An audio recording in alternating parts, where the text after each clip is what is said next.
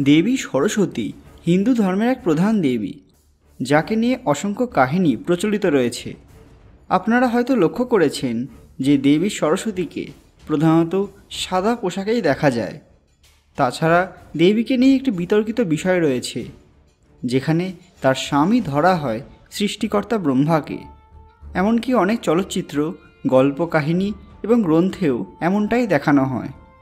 তবে অনেকেই আবার বলেন যে দেবী সরস্বতীর বিবাহ হয়নি। এবার তাহলে আপনি কোনটা বিশ্বাস করবেন? সকলকে আমাদের চ্যানেল পুরাণ কথায় স্বাগত। আজকে আমাদের আলোচ্য বিষয়, দেবী সরস্বতী আসলে বিবাহিত নাকি অবিবাহিত। এই বিষয়ে বিস্তারিত জানতে ভিডিওটি অবশ্যই শেষ পর্যন্ত দেখবেন। হিন্দু শাস্ত্রে বিদ্যার অধিষ্ঠাত্রী দেবী মা সরস্বতী, যিনি ঘরে ঘরে পূজিতা হন।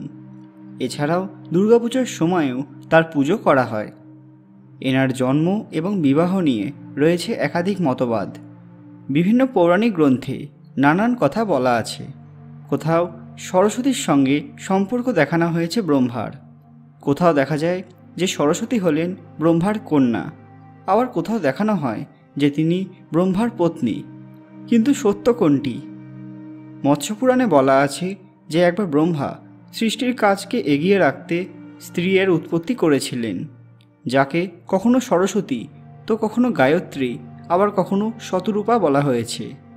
কিন্তু লক্ষণীয় বিষয় হলো যে দেবী সরস্বতীকে প্রকৃতির শক্তি বলা হয়েছে বিভিন্ন গ্রন্থে। তাহলে ব্রহ্মার মাধ্যমে কিভাবে তার সৃষ্টি হয়েছে? যাই হোক, পরবর্তী সময়ে ব্রহ্মা এবং শতরূপার একটি পুত্র সন্তান হয়, যার নাম মনু। তার মাধ্যমেই পৃথিবীতে মানব জাতির বিস্তার হয়। ঋগ্বেদে সরস্বতীকে পবিত্র নদী বলে উল্লেখ করা আছে। আরও একটি কাহিনী অনুসারে ব্রহ্মার পত্নী হলেন সাবিত্রী। একবার ব্রহ্মা সৃষ্টির কল্যাণের জন্য পৃথিবীর একটি স্থানে কমল পুষ্প নিক্ষেপ করলেন, যা পুষ্কর নামক স্থানে গিয়ে পড়ল এবং সেখানে এক জলাশয়ের সৃষ্টি হয়। এরপর এক বড় যজ্ঞের সময় ব্রহ্মা এবং তার পত্নী সাবিত্রীর উপস্থিতি সেখানে বাধ্যতামূলক ছিল। ব্রহ্মা সেখানে পৌঁছে গেলেও সাবিত্রীর আসতে অনেক বিলম্ব হয়ে যায়। তখন সংসারের কল্যাণের জন্য ব্রহ্মা এক দিব্য নারীকে বিবাহ করেন এবং এই কাজে যোগদান করেন।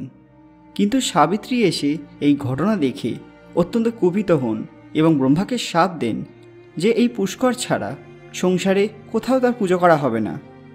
কিন্তু আরও একটি কাহিনীতে ব্রহ্মা যখন তারই দ্বারা সৃষ্ট নারীর প্রতি বলপূর্বক নিজের অধিকার স্থাপন করতে যান, তখন ভগবান শিব তার পঞ্চম মস্তক কেটে ফেলে তাকে মানবজাতির পূজা থেকে বিতাড়িত করেন। যদিও অন্য একটি কাহিনী বলে যে ব্রহ্মা যেহেতু বেদের অপমান করেছিলেন, সে কারণে শিব তার অহংকার চূর্ণ করেন। কিন্তু এখন প্রশ্ন হলো যে এই একাধিক নারী, যেমন শতরূপা, সাবিত্রী, সরস্বতী কিংবা ব্রহ্মণী, এরা কি এক? প্রশ্নটা এখানেই আসে। এক্ষেত্রে সব তথ্য কিন্তু সমানভাবে গ্রহণযোগ্য নয়। আসল কথা হলো এরা সবাই প্রকৃতির শক্তি, আর যেহেতু ব্রহ্মা প্রকৃতির ওপর নিজের অধিকার স্থাপন করতে চেয়েছিলেন, সে কারণে তার বিনাশ এগিয়ে আসে।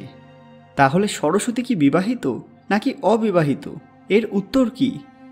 উত্তরটা হয়তো হ্যাঁ, তিনি বিবাহিত। যদি তিনি সাবিত্রী অথবা শতরূপা হন, তাহলে তিনিই ব্রহ্মার স্ত্রী। তবে তাকে ব্রহ্মা সৃষ্টি করেননি, এই তথ্যটা বেশি গ্রহণযোগ্য, কারণ তিনি এক দেবী শক্তি, যার কোনো সৃষ্টি বা ধ্বংস নেই। ব্রহ্মা হয়তো সৃষ্টির কাজে সাহায্যের জন্য তার সান্নিধ্য পেয়েছিলেন। কিন্তু তাও থেকে যায় অনেক প্রশ্ন। এ বিষয়ে আপনার কি মতামত? সত্যিই কি ব্রহ্মা দেবী সরস্বতীর স্বামী? এ বিষয়ে যদি আপনারা আরও জানতে চান, সেটা আমাদের কমেন্টে জানান। আর আজকের ভিডিওটি ভালো লাগলে লাইক এবং অবশ্যই শেয়ার করতে ভুলবেন না। পরবর্তী ভিডিওতে আপনারা কোন পৌরাণিক কাহিনী সম্পর্কে জানতে চান, সেটাও আমাদের কমেন্টে জানান। এইরকমই অজানা তথ্য পেতে পুরাণ কথা অফিসিয়াল চ্যানেলটি সাবস্ক্রাইব করে রাখুন। ধন্যবাদ।